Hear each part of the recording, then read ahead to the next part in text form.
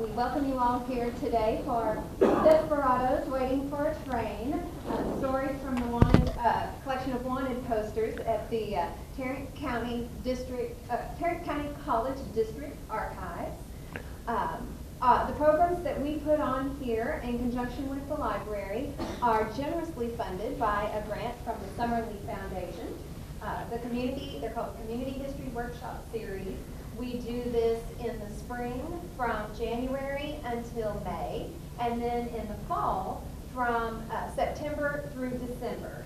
And we do have an email list of announcements. If you are not on that and you'd like to be, please see me afterward, and I will take down your email address, and you will get a blast right before our programs.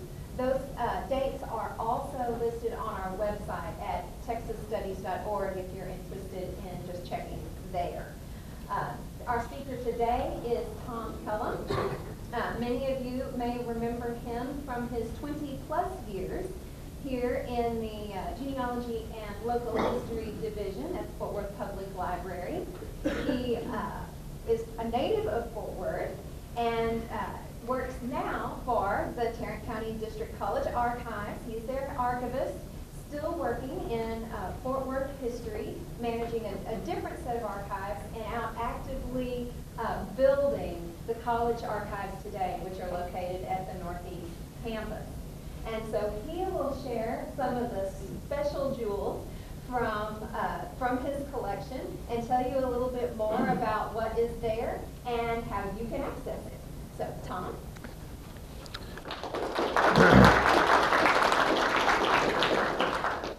Good morning, and thank you all for being here. And can everyone hear me?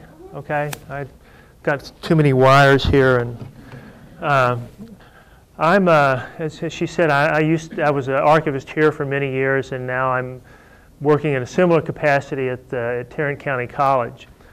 And my focus of my research has always been local history, and that's what I'm going to talk about to some extent today, although the wanted posters collection is national in scope. And I'm going to tell you a little bit about the wanted posters, introduce you to the collections in general out there at TCC, because I think they're kind of a hidden treasure. It's a small but very rich collection.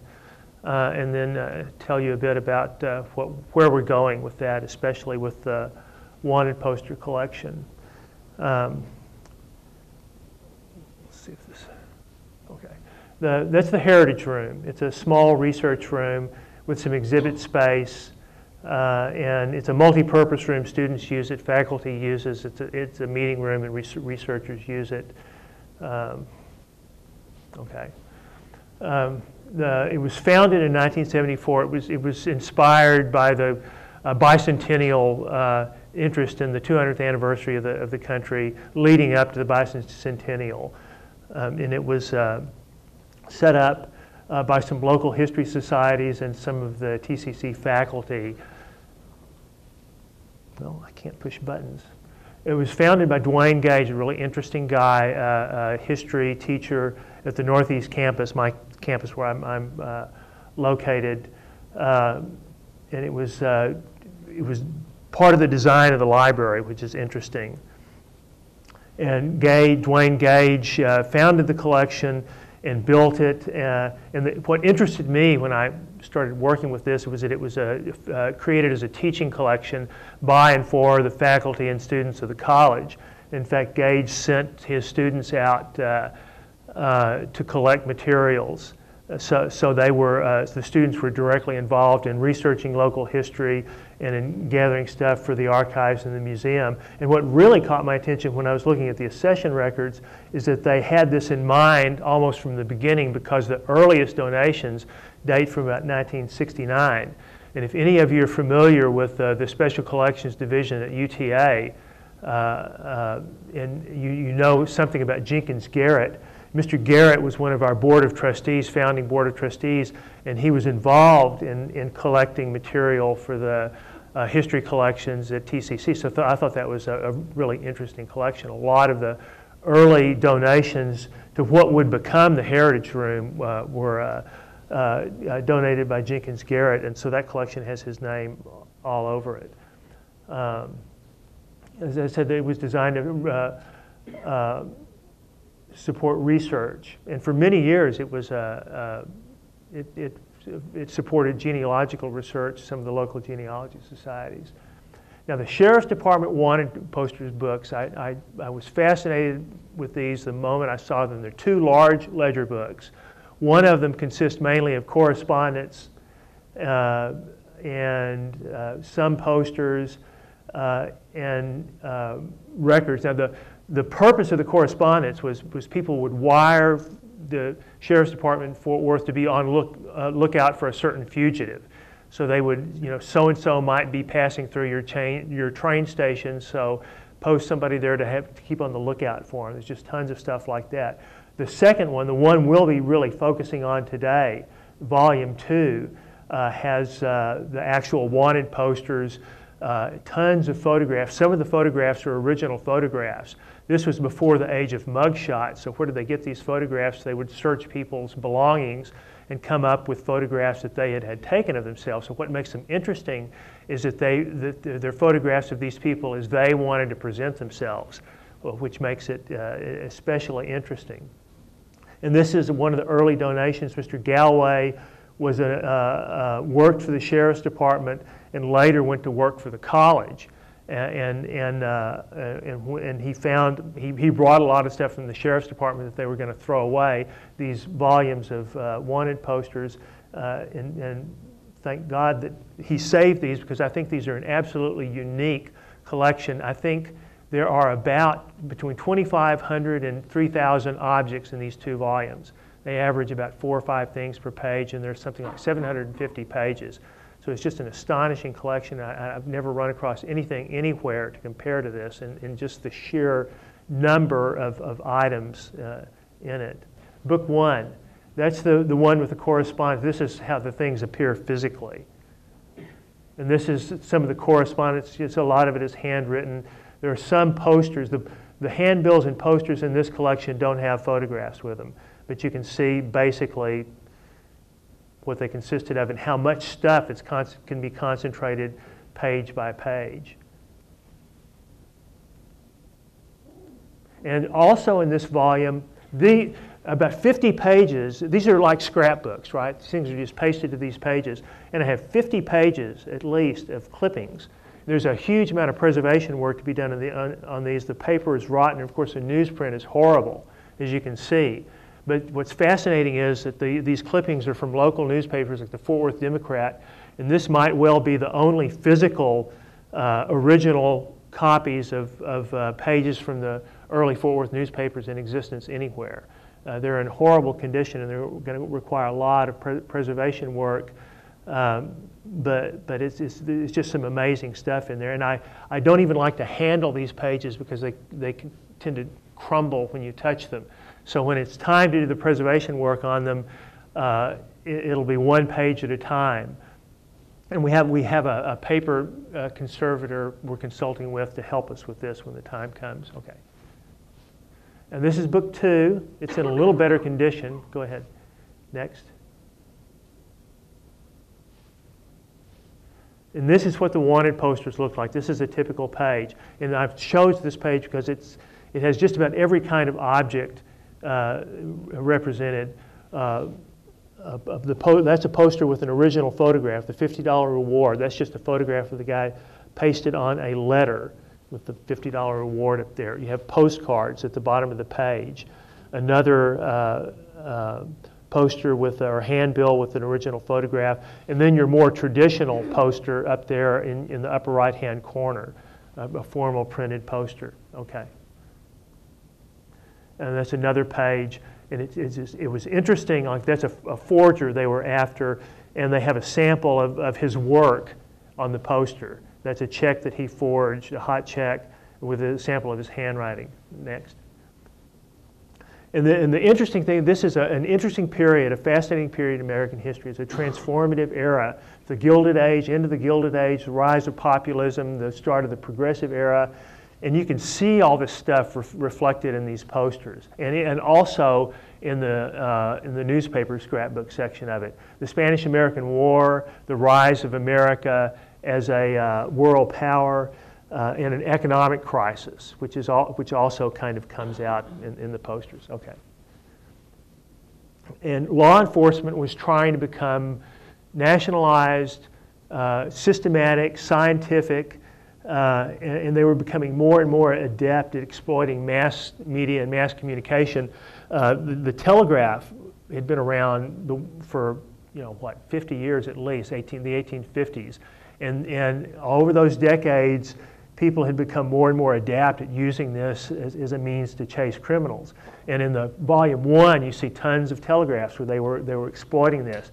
So it was becoming more and more difficult for people to hide their identities or change their identities or just to disappear. Any kind of anonymity was becoming more and more difficult to achieve. Next.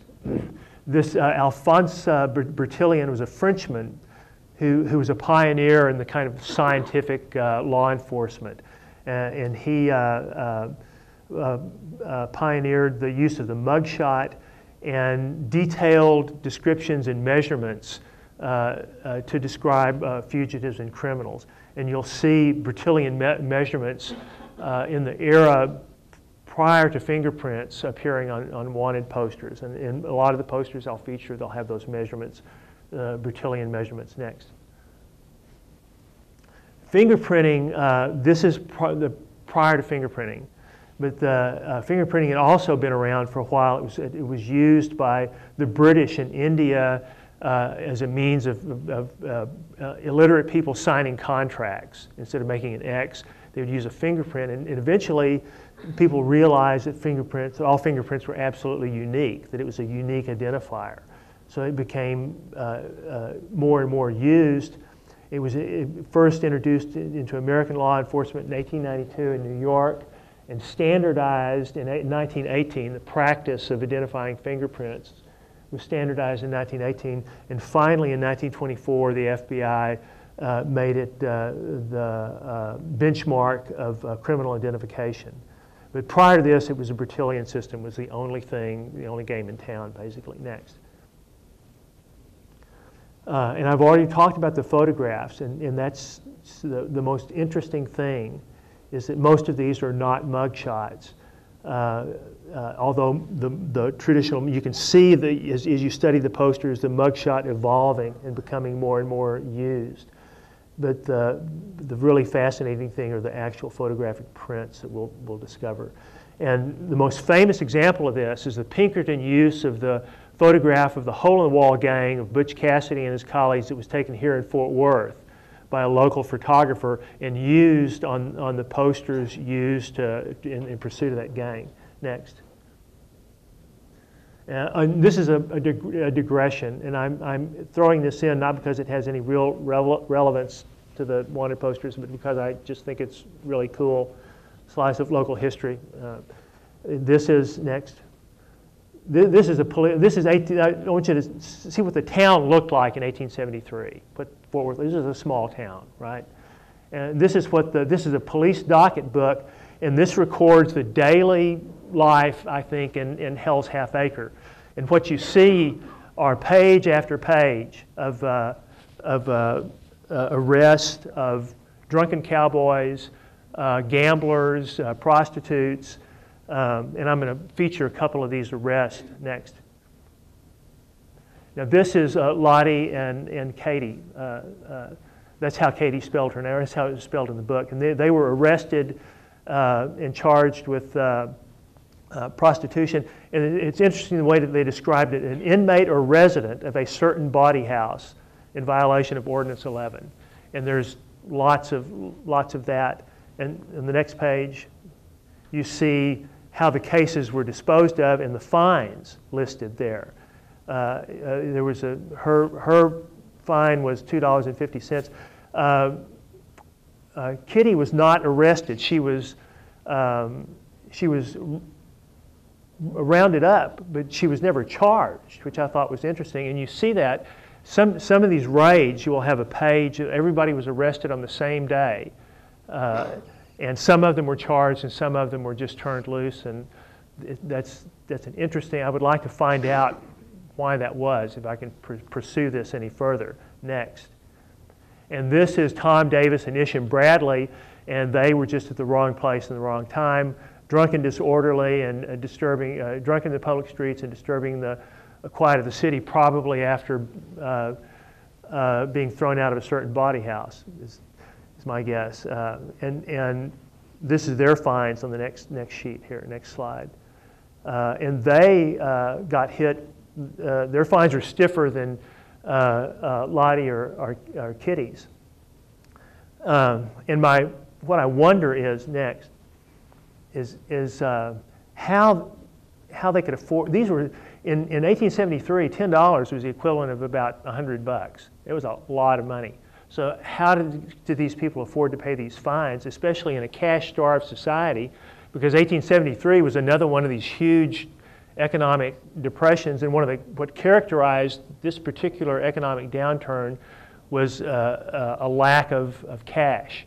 The paper money that fueled the Civil War was going out of circulation, and it hadn't been replaced by coins. And especially in the West, the huge political complaint was the lack of cash to do business. So how was this done? Who paid these fines? Especially the cowboys, who by the time they were arrested must have blown their entire paycheck. You know, I mean, when a drunken, disorderly cowboy is not going to have any money by the time he's picked up. So who paid their fines? My guess is, I'm speculating, is that the trail boss paid their fines, and these guys worked for free for a month. So, next. I've already discussed that, so next. Now the wanted posters, 1893 and 1904. There were things that I gleaned from this, different patterns in the drift to crime and the role of class and how people got to where they were. And I use these terms, urban lumpen proles and cowboy drifters. Now we're going to talk about some urban criminals and some kind of Western criminals like Butch Cassidy and the Sundance Kid and some other people, but there were different paths to this, and I'll allude to that as we go on next. Now, George Parker, known as Butch Cassidy, started out, he was a Mormon from a Mormon family, a very solid, hard-working Western frontier family in Utah, in the Utah-Nevada area. I think he had 12, 13 siblings. And he starts out as just kind of a working cowboy, and the conditions out here leading up to like the Gilded Age, it started out, there was just this vast area of kind of nebulously titled land. You know, who owned this was never clear. And the economic assets out here were cattle and horses. As the buffalo disappeared, well, they were replaced by these herds of cattle that had been brought up from Mexico, and who owned what was never really clear. And how it worked is you went out and rounded up what you could and you branded it. And the term for that was rustling.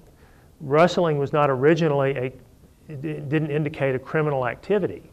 So you went out and you grabbed what you could, you put your brand on it, and that was yours. And you had some land whose boundaries were a little indistinct, and everybody just sort of struggled and got along as best they could. And then things started to change next. So people started staking claims to land and fencing land. So and now those herds of cattle could be claimed, whether they were branded or not, as belonging to a certain ranch or a certain landowner. And if you went out there and tried to round those things up, you could find yourself on the wrong side of the law. So what did people do? What did the small operators do? Well, most of them learned to play by the new rules and try to fence off the land they'd been living on and establish some kind of claim to it. And they were quite often fell through the cracks. You know, they were pushed off the land.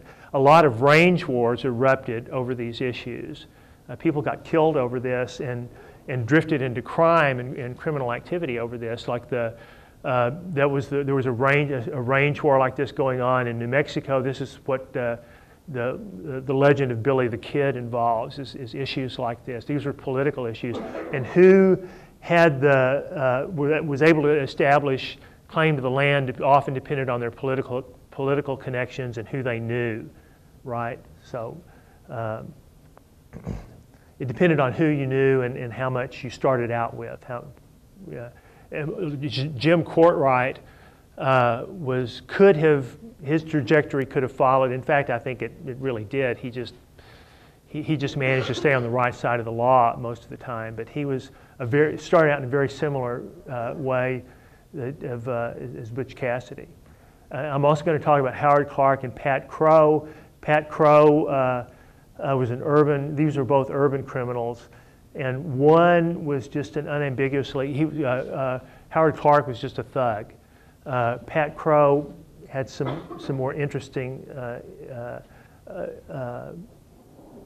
issues going on. He was a little more class conscious, I think. Next.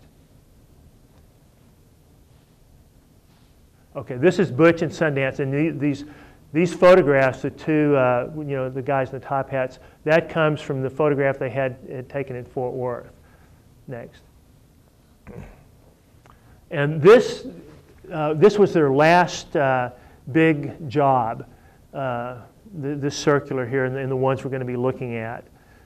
And this guy down here at the bottom, Camilla Hanks, is an especially interesting guy.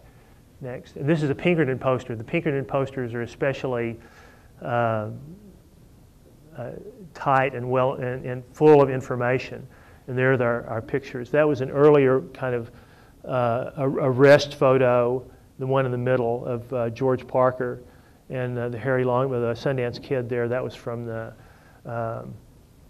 photograph in Fort Worth. This is the Wagner, Montana job. This was their last big train job. After this job, the gang broke up. A lot of them were hunted down and arrested and killed. And this is at the point where Butch and Sundance flee to South America. Next. And look at the way they're described here. Their occupation is cowboy and rustler, and their criminal occupation is bank robber, highwayman, cattle and horse thief.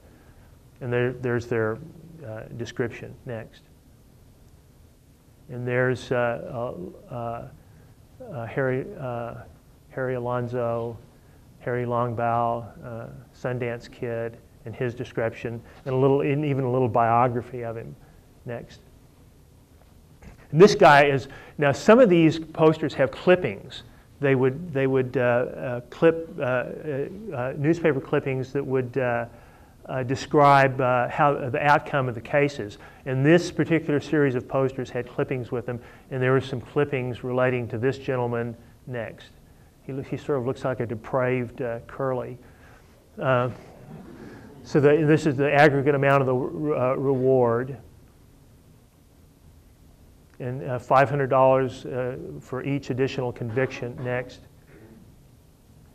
And there's Camille again, and there's the clipping that describes his, let's see, Hanks, the cowboy murderer and train robber, wanted in connection with the $3,000 express robbery of the Wagner, Montana, escaped from the police this morning after an exciting chase. Hanks appeared at a dry goods store this morning and made some small purchases, presenting a $20 bill in payment. The bill was one of those stolen from the express train. They were learning how to mark bills. The detectives were summoned and they attempted to arrest him. He escaped into the street and mounted an ice wagon from which he drove three Negroes at Pistol's Point. Citizens joined the police in chasing the wagon, many shots being exchanged, crossing the Cumberland River before he threw the heavy team, breaking a leg of one of the horses. At this point, he feared being overtaken. Then he held up a driver in a buggy and started for the country at top speed. He finally abandoned the horse and ran through a strip of wood afoot. A big force is still in pursuit of him. During the chase, he threw away a wallet containing $1,040 of the stolen money. So that was an expensive trip to the store for Camilla. Next. But that's an example. I read that because it's an example of the press accounts. And there's the way the press played this up, right? This was the age of yellow journalism, and this was great news. holds up an ice wagon and gets away after an exciting chase. Next. And there's the poster with Parker and Camilla. And interestingly, George Parker, so far as we know, never harmed anybody in his entire criminal career. He never shot or even hurt anybody. Next. And that's Kid Curry, another member of the gang who was an extremely violent criminal. $5,000 in the 1890s was a lot of money, so they really wanted these people. Next. And here's, they were being rounded up. Some of them were caught up in Knoxville. And that's an interesting picture of Longbow as kind of a tramp. Next. And there they are again. That's a great picture. There's him, the way he would present himself as a solid citizen, and there's his persona as a tramp. When he was on the lam, he generally looked like that. Next. That's, I looked up a currency conversion thing. That was about $130,000 in modern money. Next. And this is a description, and I thought that in bold print, officers attempting to arrest these men are warned that they are desperados, always carry firearms and do not hesitate to use them when their liberty is endangered. Next. After the Great Northern Robbery, the gang broke up. Logan was captured in Knoxville and later killed himself after a botched train robbery. Alan Pinkerton described him as the only criminal I know of who does not have a single good point. He was an extremely violent man. And Butch and Sundance, as we know, perished in Bolivia in 1908. So, next. I found a clipping. Blackjack Ketchum and his brother rode with the Hole in the Wall gang off and on throughout their career. This clipping was on the back page of one of the Butch and Sundance wanted posters. Next. He and several associates, this is a clipping about this train robbery, robbed a train in New Mexico in 1899, including the brother Sam. Sam was wounded and eventually died of his wounds after this incident. Next. Ketchum was eventually caught and hanged. And it was interesting that he was a pretty violent guy and was responsible for multiple homicides, but they hanged him for train robbery. And that's the only instance that I know of, certainly in the history of the New Mexico territory, that anybody was executed for train robbery. So they in these days, and another interesting thing is, there were public hangings, and they were like big public spectacles in those days. So this was photographed, right? Next. And it did not go well. They did not know how to hang people in this town, and he was decapitated in the course of the hanging. And this was made into a postcard, which was popular for, when you visited this town, you could send this home to grandma, right? Next. And this is in the first feature length, well, this was probably about 30 minutes, but the first actual motion picture with a plot and a script and what we think of as a movie ever to be made by the Edison Film Company was called The Great Train Robbery, because what was in the headlines in the late 1880s, 1890s, and early 1900s were one train robbery after another by people like, and Butch and Sundance were certainly not the only people out there robbing trains. Next. Some other miscreants. Okay. Now this is a local thing that caught my attention. In 1898, July 21st, a man named Jim Carlington, alias Darlington, George Moore, well, he and his associates stuck up a train near Saginaw as it approached Fort Worth. Next. This is Charlie Ellis's wanted poster, and that's an actual photograph of Ellis, probably taken from a family portrait. And they wanted this guy pretty bad. And he's the only one of these guys that that escaped. And I have not been able to figure out what happened to him, what became of him next. Now they waylaid the train outside of Saginaw, and for some reason found it necessary to kill the engineer and fireman, which was almost unheard of, because train engineers and firemen in those days had a certain amount of social standing. You know, they were like the, I guess, airline pilots of their age, and to kill an engineer and a fireman, especially when it was completely unnecessary. If all they waylaid the train in the traditional way by crawling over the coal car and jumping them. But normally what happened was they just tied them up and took over the train. For some reason, these two guys decided, found it necessary to kill them and threw their bodies off the train. And it was the brutality of the crime that made it so prominent and that earned this guy the death penalty next. Oddly enough, the police had some word that this was going to take place, and what I wondered when I read this story was, why didn't they have officers on the train instead of wandering around out here where they thought the robbery was going to take place, thereby showing up too late to do anything about it before it, and I mean the murders arguably could have been committed, but they showed up in time to keep them from blowing the safe, and they escaped. They fled the scene and were later captured. Next. And this is the account of everyone that was captured except, next, Charlie Ellis. And I read all the accounts of the trial, but I never figured out what happened to Ellis. Most of these guys that were captured were caught up in the Indian Territory, which is where everybody went in those days who were fleeing the law. If you were further south, you went to Mexico. If you were up in this area, you fled up to the Indian Territories, what is now Oklahoma. But so what happened to Charlie Ellis? I'd really like to know. Next. Carlington was hanged. He was executed, publicly executed in Fort Worth. And if you read the clipping there, it's like somebody was reviewing a performance, a theater. All details were perfect. You know, an account, and the newspaper account is this detailed account of the hanging. Next.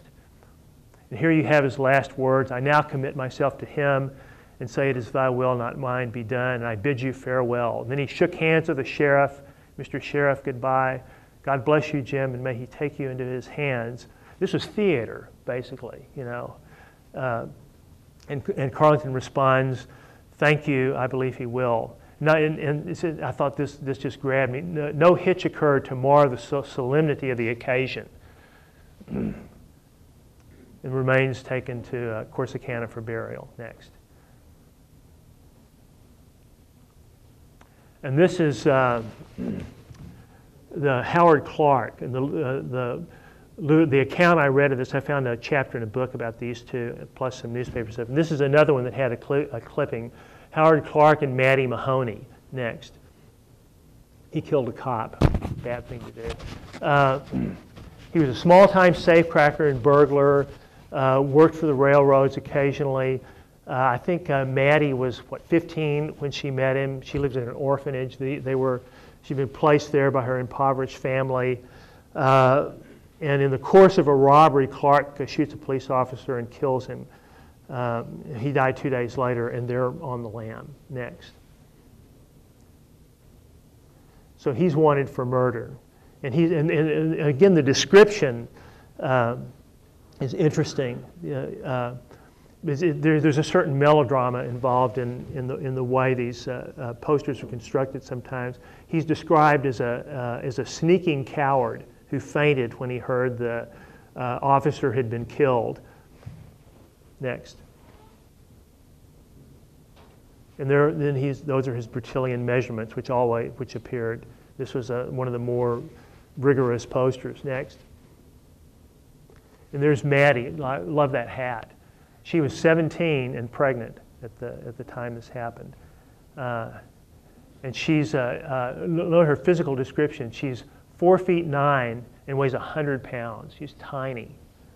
Next. They were finally run to ground. They took off in a skiff down the Ohio River and had this final confrontation and shootout with pursuing officers, and died in a hail of bullets. And she was 17 at the time and 5 months pregnant. Next. And there's the headlines. Howard Clark and Maddie Mahoney made a fight but lost. The newspapers loved melodrama. And that's an artist's conception of the bodies after the shootout. And Maddie at the time was actually dressed in men's clothes, but you notice in the drawings they put her in a dress. Next. This is one of the most interesting poster I've found. I mean, this story is just kind of amazing. And what, of course, caught my attention when I found this was $50,000, which was huge. That's a big award now. You know, $50,000. I'd turn Mom into the IRS. You know,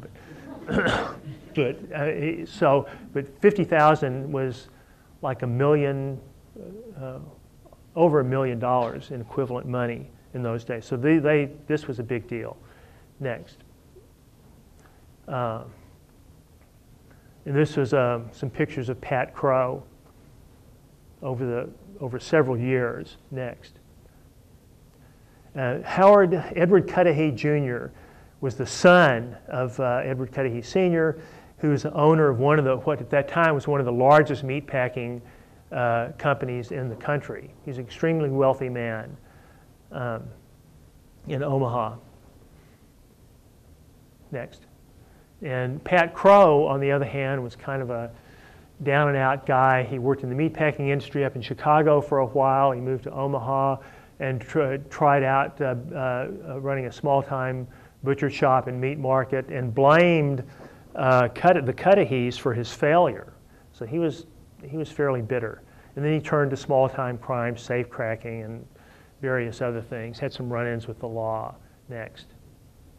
So he decides on this kidnapping and gets away with $25,000 in ransom. And then they're looking for him and offering a $50,000 reward. Cudahy Sr. was not happy. And this was such a shock. This was national news. And the fact that somebody got away with a kidnapping of this magnitude, with a ransom of that magnitude, was just really, really shocking. So they really wanted these people. Next.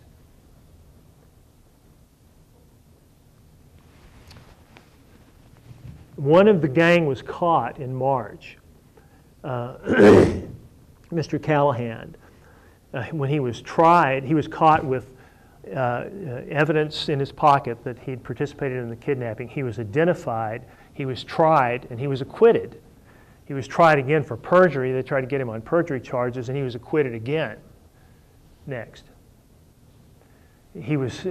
Crow obviously took note of this and started negotiating a reduction of the reward. He started writing letters saying, I think this is a little excessive, let's reduce the award, and by golly, he got it. He talked them into reducing the reward, and then he disappears. Next. He's gone for 5 years. And while he was gone, all these legends developed about him. He was probably fed by him. It was said that he had gone to South Africa and fought in the Boer War. We don't know if that's true or not, but that's part of his legend. He finally comes back, turns himself in, makes a full confession, claims that he returned the money to Cudahy. I've never been able to confirm that either. He went to trial in 1906. 40 witnesses identified him. He had never denied he'd done. In fact, he'd bragged about it for 5 years, and he's acquitted. Next, how did this happen? In the ensuing years, he'd become a kind of folk hero. People hated the Cudahys because it was a it was a union town. They were despised. There had been a series of labor strikes. Meatpackers were not popular in general. It was an economic depression, and the jury regarded him, the jury pool regarded him as kind of a working class hero. So he, he walked away a free man. Next. He spent the rest of his life kind of capitalizing on this. He wrote a couple of books. He went on a lecture tour talking about his adventures and denouncing big capital. And on the anniversary of the crime, every year he sent Cudahy Jr. a postcard signed from your old kidnapper, Pat Crow. All of which Cudahy saved like cherished mementos. So we know that this is true. He really did send these postcards and Cudahy saved them. Cudahy Jr. followed his footsteps into the company and built and expanded it and became a wealthy and successful man in his own right and retired to Arizona in 1966, where he died in 1966. And Pat Crow died of a heart attack in New York in 1938. Next. It's a little bit of murder and mayhem here. Next. This guy was interesting because it was a train robbery, because I liked the way the poster looked, and because it was a train robbery in Florida, which is most of the ones I'd run across had been out west. But this guy stuck up a train in Florida, and I thought the way he was described was interesting. He beats his way on trains, which means he would talk his way on by fraud or jump the train. And he is a burglar possessing considerable mechanical genius. So there was a certain amount of admiration for this guy, apparently. And he was also a murderer. Next. This is a sort of local guy, a jailbreak. He was from Cleburne. And there's, as you know, the people would write notes on the posters sometimes describing the outcomes of the cases. Next. I thought it was an interesting picture too. And again, you know, the pictures, this is not a mugshot. This is a picture this guy had made of himself, right? And the writing says, captured on August 20th in Johnson County, executed in Cleburne, Johnson County, November 25th, 1898, the day after Thanksgiving. So people were in town for the holiday, I guess, and could come out and see. This, I thought, this guy looked like a kind of crazy, crazed, one of the, what was it? He would have been Stan, would he have been Stan Laurel? He maybe think of Oliver and Hardy, except that he has this kind of evil glint in his eyes, and he's a murderer, but very dapper and well turned out homicidal maniac. Next. This guy was really something, James Redmond, and let me read you the description here.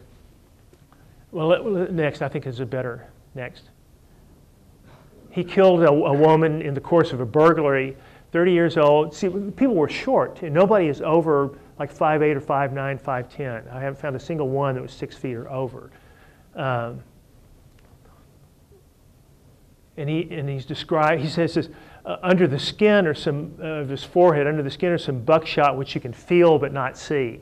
So if you catch this guy, you're going to run your hands across his forehead to make sure you got the right guy. I don't know. And he was shot in the mouth at the time, and I am informed the bullet entered the lower lip and came out the left cheek. This may have left an ugly wound, you think? And it says he was a burglar who would steal lead pipe or blow a safe, and by stealing lead pipe, that means he would steal your plumbing. He would break into your house, and you would come home and find out your above-ground plumbing was gone. If found, arrest and wire. Next. I found some newspaper articles on him, too. I was able to go online and do some research and find clippings. And this guy, when he fled, went and joined, remember, the Spanish-American War. He joined the Rough Riders for a while he was on the lam. Well, they caught up with him while he was with the Rough Riders, and he took off and was now on top of, in addition to being wanted for murder and robbery, he was wanted for desertion. And Theodore Roosevelt got involved in the chase for him. And I don't know, I haven't been able to find out how this panned out. I need to do, my research on this was not that deep, but I don't know how this story turned out. I assume that he was eventually run to ground and captured because they were definitely after this guy. This became a nationwide manhunt. Next. This poster was interesting to me because it was the only one that was a wanted dead or alive. When you think of like the traditional wanted posters, you see they all say wanted dead or alive. I haven't found, this is the only one I found that that used that. And the photograph is interesting because it's another, it was probably taken from a group photograph and clipped out, and you notice the background is penciled out to bring out his face. And it shows the problems we have with some of these because the paste has bled through and has compromised the paper. So it's just another example of some of the conservation problems we have with these. Next. This is interesting because it's the most exhaustive description of an individual I've seen in the collection. They describe every single mark or mole or scar on this guy's body. They don't have a photograph on it, it's an artist rendition. But it was just, I just thought it was odd. But there are 25 identifying marks described on this poster. He was wanted for murder. Escaped convicts. This is some interesting stories here as well. Next. The Leavenworth prison break. They were building Leavenworth prison in around 1901, and they were using prisoners to do most of the construction. On November 7th, 25 prisoners secured, a couple of the prisoners secured 2 firearms. Probably they had somebody smuggle them in, and they led a prison break. 25 prisoners get out. It was quite a violent jailbreak. Next. And remember, this is November up there in Kansas and in the plains, and the weather is getting bad. And they were quite bold. They took a superintendent of construction hostage and released him after a couple of hours. They broke into smaller bands and started raiding farms for supplies and clothes because winter was setting in. The 4th Cavalry was after them. I mean, this was a big deal. The cavalry was turned out, and also every guard in the prison was chasing them. Next. By November 12th, only 9. At one point, they captured a town and took some officials hostage and then marched out of the town between 2 lines of frustrated police officers. Next. And, of course, winter was setting in. This is an account I found on the same column that little snippet was. A blizzard is setting in, and this is by December the 16th, things are just brutal. And this is an account of some children in a family that froze to death during this blizzard. Only 9 guys, so there are 9 of these 25 are still out there. Next. And we have all 9 of those posters in this book. And this is what they looked like. And the writing there says captured, I think, November 16th. And that's an account. Escaped convicts caught. These 2 guys. Next. These 2 guys were caught. And the inscription reads captured November 10th, 1901. Next. And this is a clipping that was on the back page of one of the jailbreak wanted posters. Bloodhounds on the trail of the 4 escaped convicts. Another example of great journalism there. Next. That says dead or alive. I did? Yes, it did. That's right. But for the captured dead or alive. But it was a newspaper. Yeah. It wasn't on a poster. Okay. The official posters just didn't have that, which surprised me. You know, I went through page after page and finally found that one poster. But the newspapers always said, you know, something to that effect. Yeah. This is a newspaper article. Next. And this was, you know, the traditional prison uniform. This is a postcard, and as we wind up, I'll get into the postcard end of this. The variety of these posters is another thing that surprised me. Next. These people jump bail, and there's people who are wanted for jumping bail, not so much escaping, and these are just interesting photographs, and some of these people have their own posters, like take a look at those two women right there. Next. They were pickpockets, and they had their own poster, and I found posters for most of the people on that group shot in other parts of the collection. These ladies were wanted for larceny, larceny of the person. That is, they were pickpockets. They operate together, so they were a team. Next.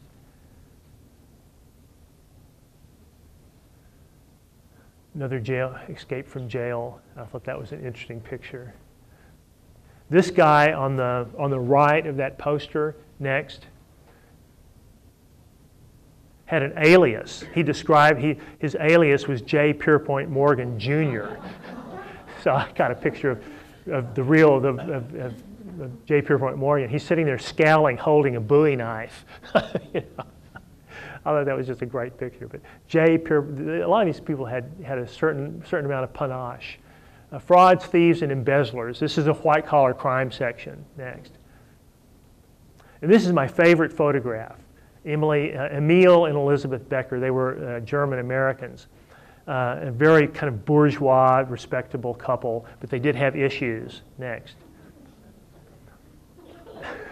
They took off with $20,000 worth of diamonds, and $20,000 in 1900 was a lot of money. Next. These two, this is the oddest couple I ran across. The guy on the right, he's a middle-aged guy, short, 200 pounds, probably not the brightest bulb in the room. And here he is hooked up with this 28-year-old babe here. So next. What was up with that, you know? You know, that was just odd. Probably he knew the combination of the safe. So next. Another white-collar criminal. The embezzler is always interesting because they look so solid, you know. Next. Another solid citizen there. You can trust me. Forgery. Next. And this interested me because there's an advertisement for a burglar alarm system on it. You know, there's such variety in these posters. But there's another, what was he? Absconded with funds or something. But they all look so, all the white-collar criminals look so nice. Next. So trustworthy. This guy, yeah. Best man at somebody's wedding. Homer Hobson. Wanted by the American Express Company for embezzlement. Next.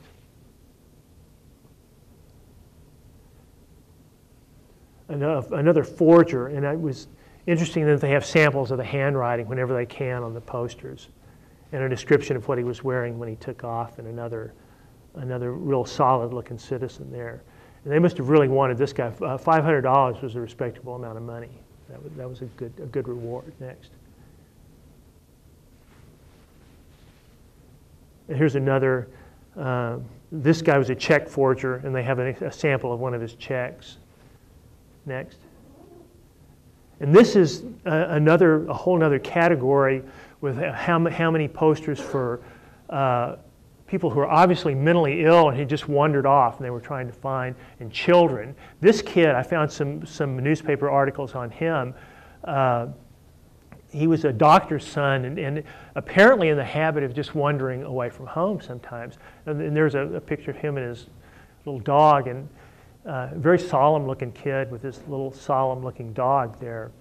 And this is a postcard. This is a postcard, and it was produced by his father to hand out. Next.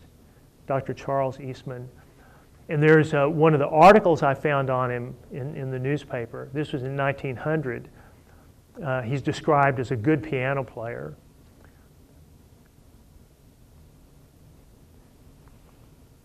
He does not know why the boy left him. So you have to wonder if this kid, maybe this was before we diagnosed people with autism.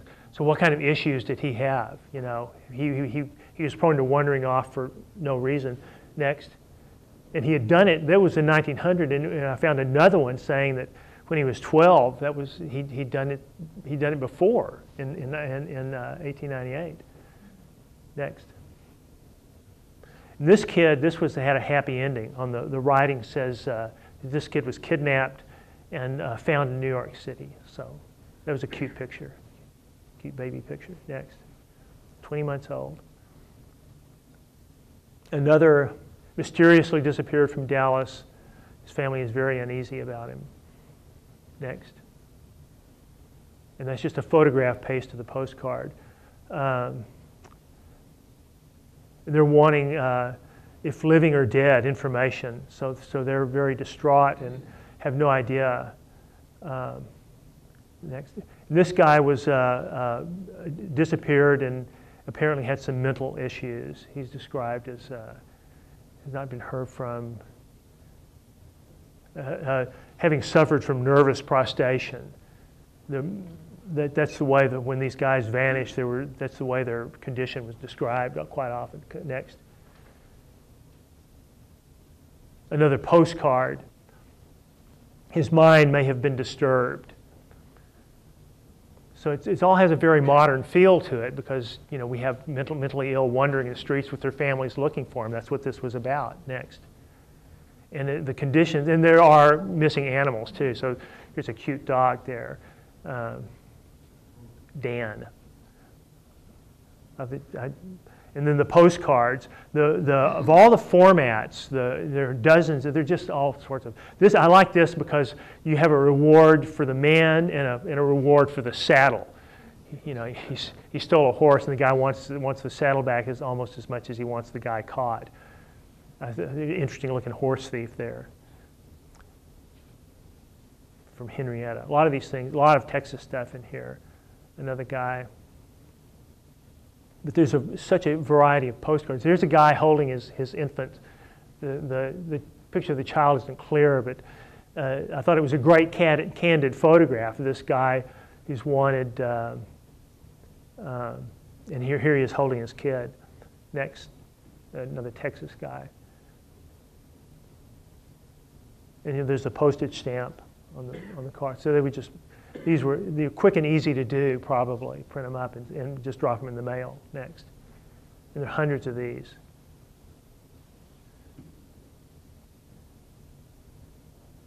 Absconding with $700, another white-collar criminal. Next. And most of these things have images on them. This is one of the few that didn't. This is just a card with a description, and there's a postmark up there. Next.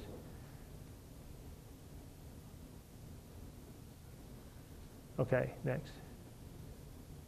And there are a couple of there were some handmade posters that were interesting. Next.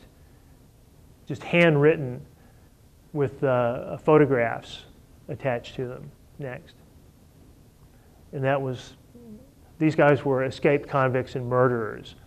And those were really neat photographs. I didn't include them in the presentation, but I was able to really Photoshop them into much sharper images. But this is a nice little handwritten poster. It also shows some of the preservation issues we've got around these, with the glue showing through. Now what we want to do with this in the future, we have to dismantle these posters, encapsulate them, we want to scan them, and then describe them object by object and do as much research on them as we can. Like when I would find the newspaper accounts of some of these crimes. And whenever possible, we want to do that.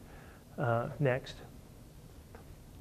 And they need to, like I said, there are between 2,500 and 3,000 objects between the two of these. So we've got a lot of work to do with these. It's going to be a daunting project. Next. I think each document tells us a story, and it has all sorts of social and economic and class and all, they can be mined for all sorts of things. And we'll look in newspaper databases, census records, court records, prison records, military records, death records, and you can find out about these people and who they were. And the cool thing is that you have these wonderful photographs of them. Next. And I'm done. Thank you. And if you have any questions, well, yes? You mentioned there was a pattern for urban crime, but you didn't explain what were the normal patterns. Well, the drift into crime was real similar in the urban and rural settings. You know, you were faced with these changing economic landscapes here. And I really didn't elaborate on that, but but the drift, and some would go, most probably would just become criminals, like Butch Cassidy and Clark.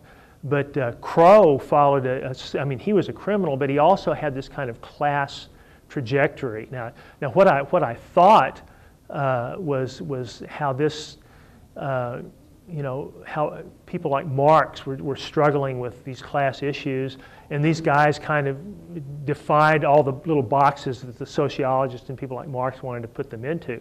Most people in the labor movement, Marx wanted them to rise up and seize the means of the production, but they didn't want to seize the means of production. They wanted to become middle class. You know, that's what I think Butch Cassidy might have been able to do.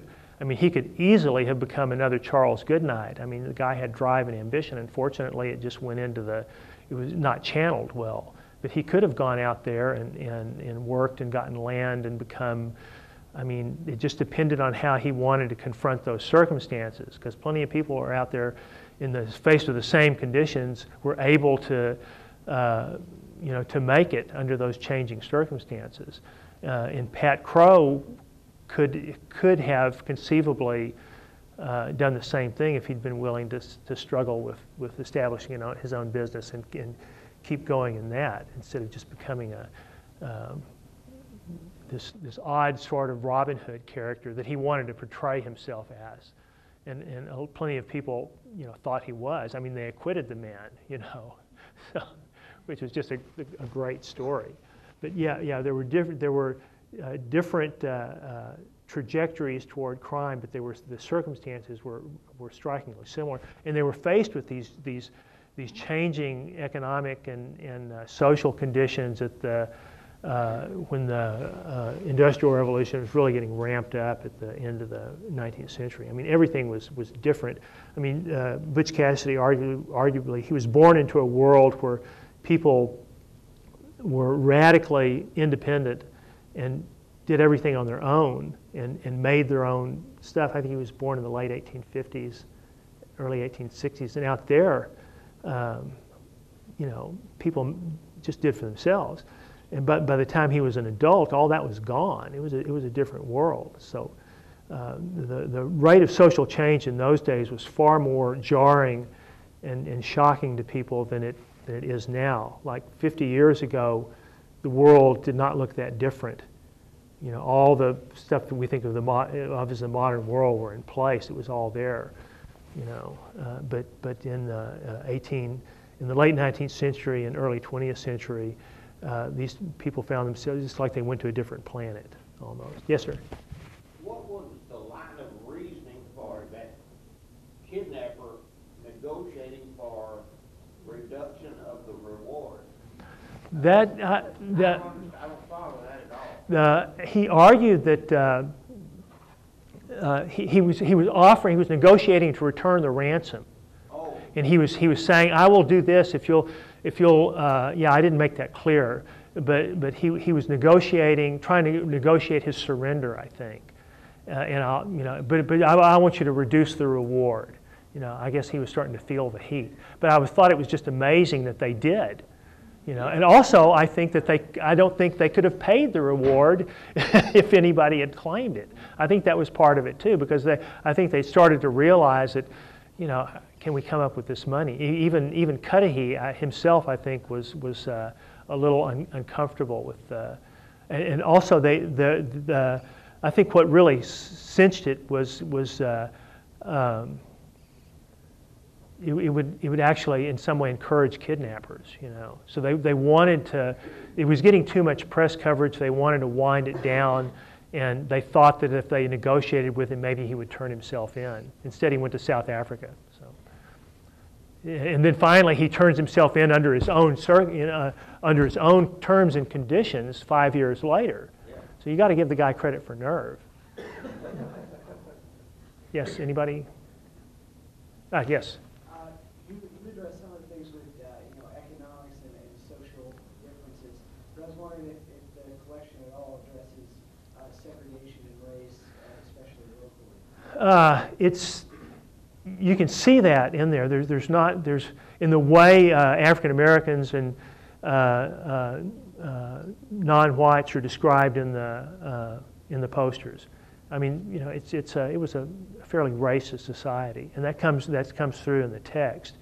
But what interested me was how you could mine this in gender issues too. How were the women, you know, how did that play out? You know, because there were plenty of women in there, and there were surprisingly few minorities represented in here. I was expecting a lot more. There were some American Indians, African American people, but for the time, surprisingly few minorities represented, and when they were, it was just garden variety crime. You know, they were just looking for people who had, you know.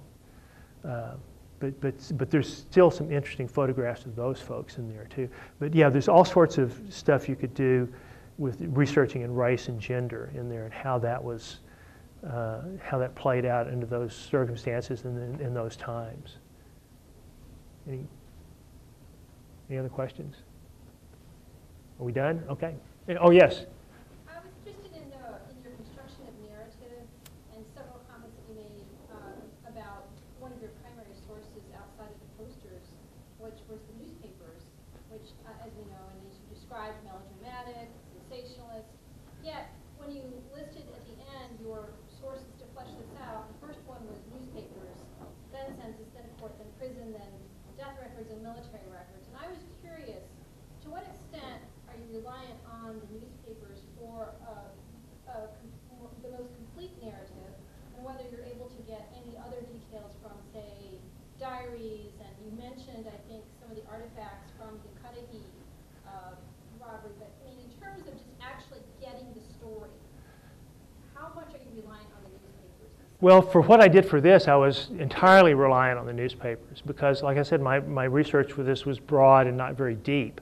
So I didn't have a chance to get out there and dig through all those other sources. But my instincts are that it's out there, especially in the larger cases, that if you look, you'll find that stuff. And you can find narrative trajectories in court records, you know, if you find, because these people, if those are still extant, then you can find stuff in those. And you can find social circumstances in census records, which that's to be explored. Yeah, that's to be explored. But what I found, what I was able to find, I found in newspaper records because at the time that's all I was able to do. I just didn't have the time to get out there and really dig. So, but my assumption is that it's there. It can be done. And of course, there are also omissions and errors. Oh, sure. Records as well. Yeah. They're not necessarily. No. More pristine, although No. dry. Yeah. But the newspapers are definitely more fun than anything else. You know. Anything else? Okay. Well, thank you. Thank you for being here. And I.